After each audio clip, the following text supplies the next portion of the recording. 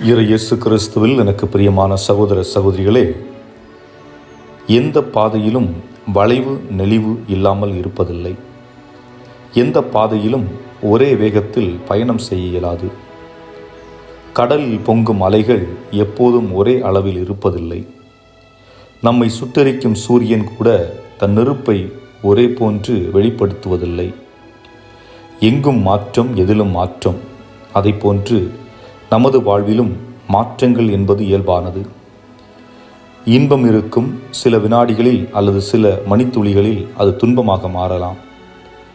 நன்றாக சென்று கொண்டிருக்கும் திடீரென்று புயல் வேகத்தில் பிரச்சனைகள் பாய்ந்து வரும். நமக்கு வெளியில் இருக்கும் பஞ்சபூதங்களாகிய நிலம், நீர், காற்று, ஆகாயம், நெருப்பு இவைகளே மாறுபடும்போது அதனின்று படைக்கப்பட்ட மனிதனுக்குள் மாற்றம் நிகழாதா? அவன் உணர்ச்சிகளில் மாற்றம் நிகழாதா? நிச்சயம் நிகழும். இந்த மாற்றத்தினால் மனிதன் தவறுகள் செய்கின்றான். படைத்தவரை விட்டு வெகு தொலைவில் செல்கின்றான். ஆனால் இன்றைய முதல் வாசகத்தில் இறைவாக்கினர் ஓசேயா, இறைவன் தொலைந்து போன மக்களை இரக்க உள்ளத்துடன் தன்னிடம் அழைக்கிறார் என்று கூறுகிறார். உடைந்திருக்கும் உள்ளங்களையும் உடைபட்டிருக்கும் சிந்தனைகளையும் ஒன்று சேர்க்க தயாராக இருக்கிறார். மனதில் இருந்த காயங்களை குணப்படுத்தவும் நொடிந்து போன வாழ்வை தேற்றவும் தயாராக இருக்கிறார். அதற்கு ஆண்டவர் விரும்புவது நாம் அவரிடம் திரும்பிச் செல்ல வேண்டும். நாம் ஆண்டவரிடம் செல்லும்போது எத்தகைய உள்ளத்தினராக திரும்பிச் செல்ல வேண்டும் என்பதை இன்றைய நற்செய்தி வாசகம் குறிப்பிடுகிறது. 2 மனிதர்கள், பரிசேயரும் வரி தண்டுபவரும், அதாவது வரி வசூல் செய்பவர், இருவரும் ஆலயம் செல்கிறார்கள். ஒருவர் ஆலயத்தின் அருகில் நிற்கிறார், இன்னொருவர் ஆலயத்தின் தூரத்தில் நிற்கிறார். அருகில் நிற்கும் பரிசேயர் தன்னை மற்ற நபர்களோடு, குறிப்பாக வரி வசூல் செய்யும் அந்த மனிதரோடு ஒப்பிட்டு பார்த்து ஆண்டவரிடம் முறையிடுகிறார்.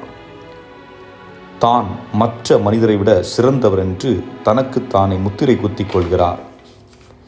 இப்போது கேள்வி என்னவென்றால், எதற்காக அவர் ஆலயம் முற்றம் வந்தார்? கடவுளை புகழ்வதற்கா? கடவுளிடம் வேண்டுவதற்கா? இல்லை தன்னை புகழ்வதற்கா? இந்த பரிசேயர் தன்னைத்தானே புகழ்ந்து கொண்டிருக்கிறார். இதனால் இயேசுவின் முன்பு இது ஒரு அருவருக்கத்தக்க செயலாக மாறுகிறது. இத்தகைய செயலைத்தான் பல நேரங்களில் நாம் செய்து கொண்டிருக்கிறோம். நம்மை மற்றவர்கள் முன் உயர்ந்தவர்களாக காட்ட முற்படுகிறோம். ஆனால் இயேசு அந்த வரி தண்டுபவரை பாராட்டுகிறார். காரணம், அவர் தன்னை மற்ற நபர்களோடு ஒப்பிட்டு பார்க்கவில்லை. தன் தவறை தானே ஒப்புக்கொண்டு தான் ஆண்டவர் முன்பு நிற்க தகுதியற்றவர் என்று எண்ணுகிறார். ஆண்டவரே, நான் பாவி, என்னை மன்னியும் என்று உள்ளம் நொந்து ஆண்டவர் முன்பு தாழ்ச்சியோடு தன்னை ஒப்புக் கொடுக்கிறார். இதற்கு ஆண்டவர் செவிமடுக்கிறார். ஆக ஆண்டவரை நெருங்கிச் செல்லும் முன்பு நம்மை இவ்வாறு தயார் செய்து கொள்ள வேண்டும். அகத்தூய்மை என்பது தன் தவறை சுட்டி காட்டுவது மட்டுமே ஒழிய பிறரோடு ஒப்பிட்டு பார்ப்பதோ பிறருடைய குற்றங்களை ஆண்டவர் முன்பு கொண்டு வருவதல்ல. ஆண்டவர் கூறுகிறார், உன் கண்ணில் உள்ள துரும்பை எடுத்துவிட்டு அடுத்தவன் கண்களில் உள்ள துரும்பை பார். சிந்திப்போம். இறைவன் நம் ஒவ்வொருவர் நிறைவாக ஆசீர்வதிப்பாராக. ஆமென்.